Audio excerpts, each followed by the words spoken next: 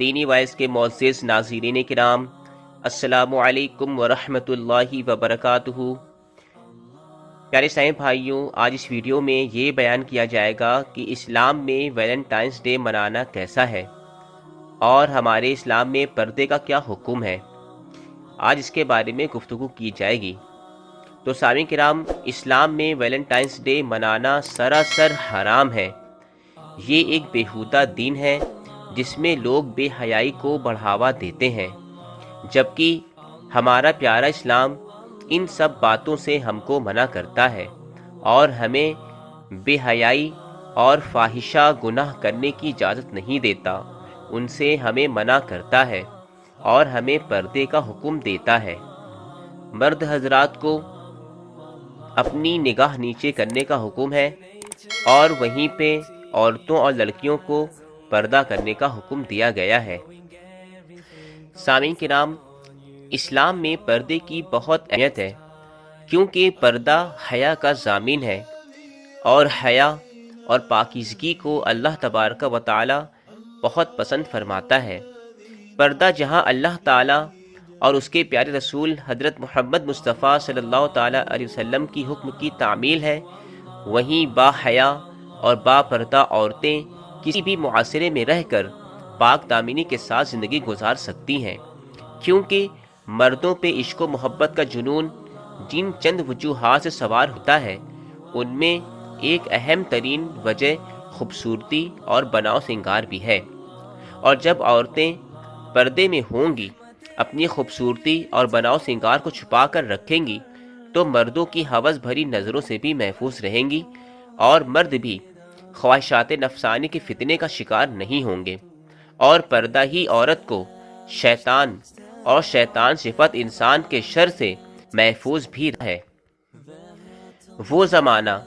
جب ہماری بہت عروج ہوا کرتی تھی، یعنی زمانے رسول صلی اللہ تعالیٰ علیہ وسلم اور خلفائین رضی اللہ تعالیٰ عنہ اسلامیہ کے زمانے میں نہ اس قدر برائیاں تھیں،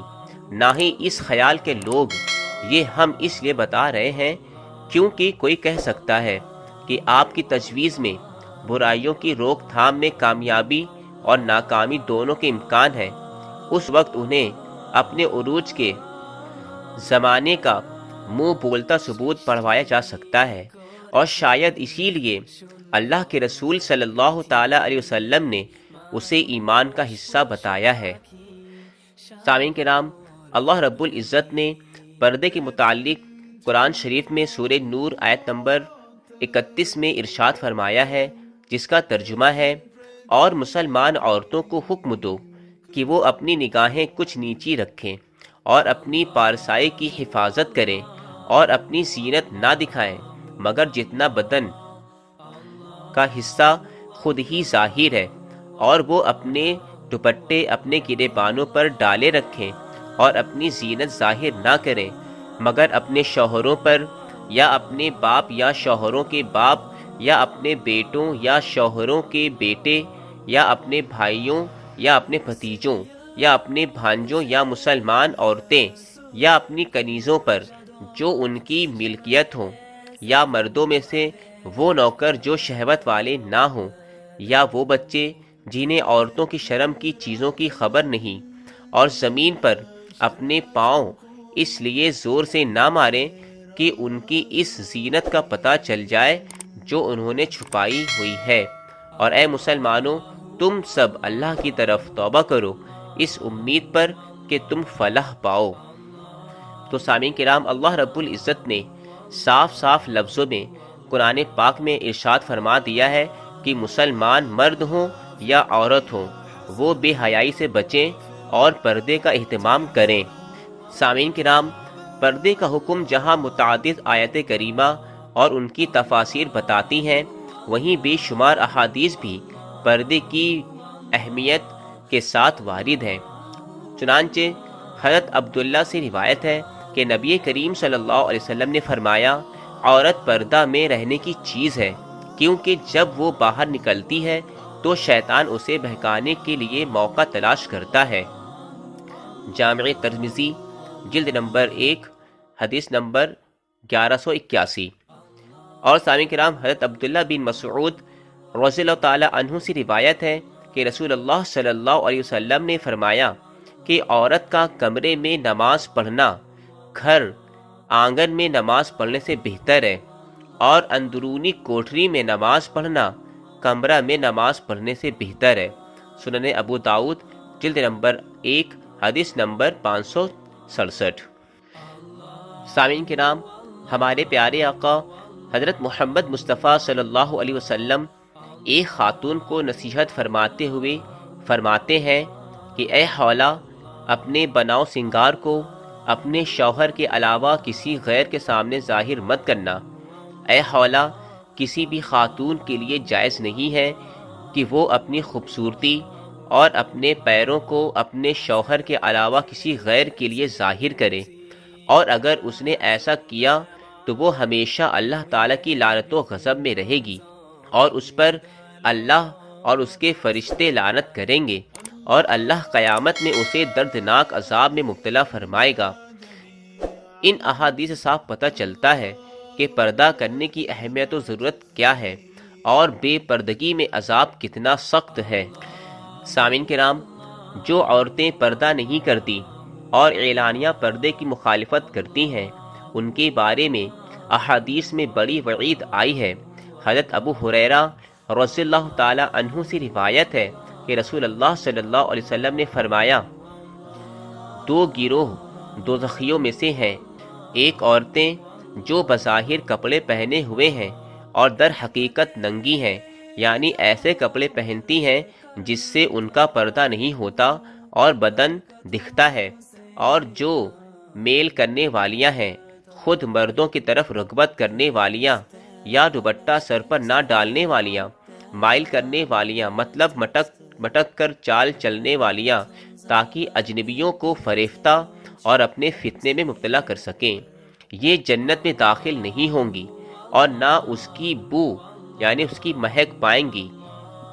حالانکہ جنت کی خوشبو اتنی دور سے پائی جاتی ہے، مطلب جنت کی خوشبو بہت دور سے پائی جاتی ہے، پھر بھی ایسی صفات کی عورتیں خوشبو نہیں پائیں گی۔ ریفرنس ہے اسلام میں پردے کی اہمیت، میسم قادری صفحہ نمبر 14۔ سامعین کرام، پھر حدیث معراج میں بھی وضاحت ہے کہ آپ صلی اللہ تعالی علیہ وسلم ایسی عورتوں کے پاس سے گزرے جن پر سخت عذاب ہو رہا تھا، جن میں سے ایک اپنے سر کے بالوں کے بل لٹکائی گئی تھی، تو کسی کے چہرے کو کچلا جا رہا تھا،